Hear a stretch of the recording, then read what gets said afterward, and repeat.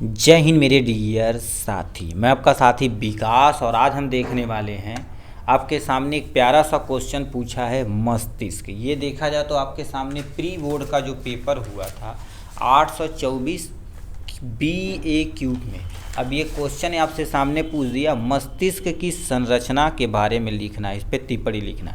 मतलब मस्तिष्क के बारे में सबसे पहले थोड़ा थोड़ा एक्सप्लेन कर देना, उसके बाद मस्तिष्क बना के आप अच्छे से क्या कर देना अपना काम हो जाएगा यहाँ से। ठीक है, तो सबसे पहले मस्तिष्क यानी ब्रेन के बारे में पढ़ते, फिर स्ट्रक्चर देखेंगे, अपने आप काम हो जाएगा, उसी को आप एक्सप्लेन कर देंगे यहाँ से। तो सबसे पहले देखिए मस्तिष्क क्या होती है। खोपड़ी के कपाल के बंद मेरुरज्जु के अगला चौड़ा भाग मस्तिष्क कहलाता है। कहने का मतलब क्या होता है, ये हमारे पास रीढ़ की ऐसे हड्डी होती है, ठीक।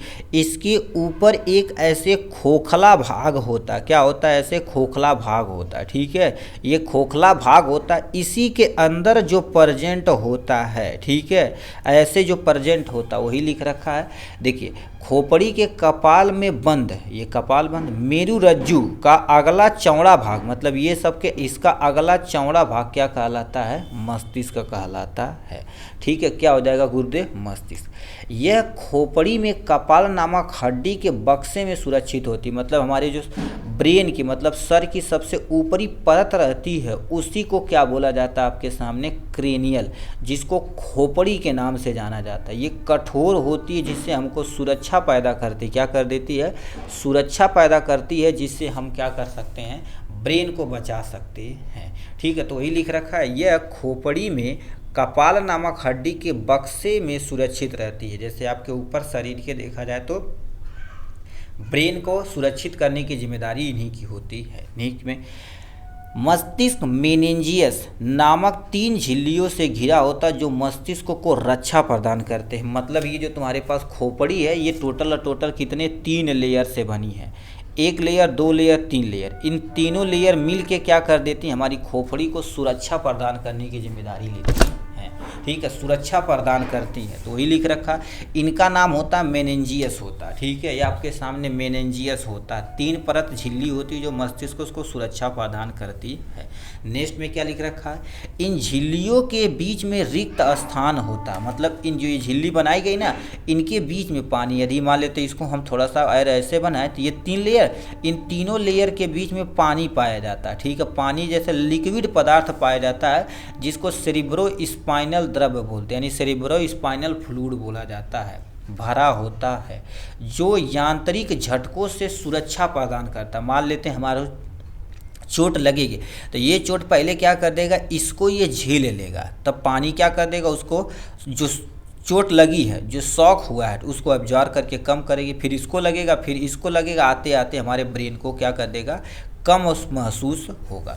तो वही लिख रखा है, ये झिल्ली के बीच में रिक्त स्थान में तुम्हारे पास सेरिब्रो स्पाइनल फ्लूइड भरा होता है, यानी द्रव भरा होता है, जो क्या कर देती है, यांत्रिक झटकों से बचाने का काम करती है। ये इंट्रोडक्शन था किसके बारे में, ब्रेन के बारे में। अब ब्रेन का देखा जाए तो टोटल 3 भाग होता है, यानी हमारा जो ब्रेन है 3 भाग होते हैं। एक अग्र मस्तिष्क, मतलब आगे वाला मस्तिष्क को अग्र मस्तिष्क, बीच वाले को क्या बोला जाता है, मध्य मस्तिष्क, और सबसे पीछे जो रहता है उसको पश्च मस्तिष्क।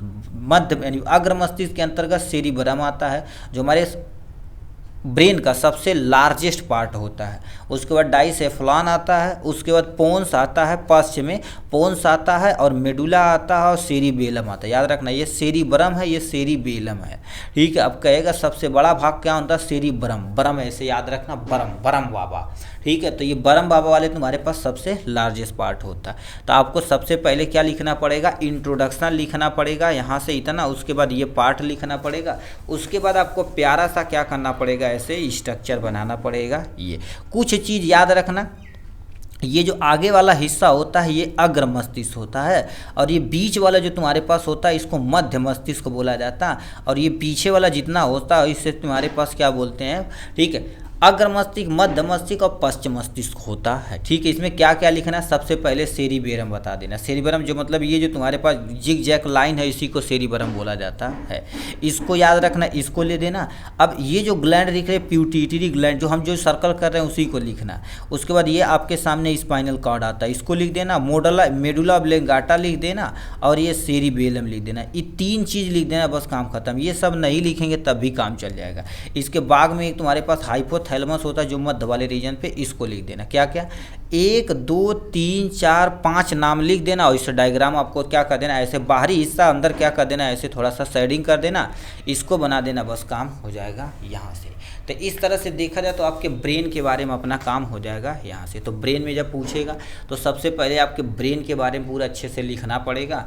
उसके बाद ब्रेन के बारे में कितना पार्ट होगा उसको डायग्राम बनाएंगे, काम हो जाएगा। तो इस तरह से देखा जाए तो आपके सामने 2 नंबर मिलेगा। ठीक, तो चलिए आज के लिए बस इतना ही, फिर मिलेंगे नेक्स्ट वीडियो में नेक्स्ट टॉपिक के साथ। तब तक के लिए bye bye and take care.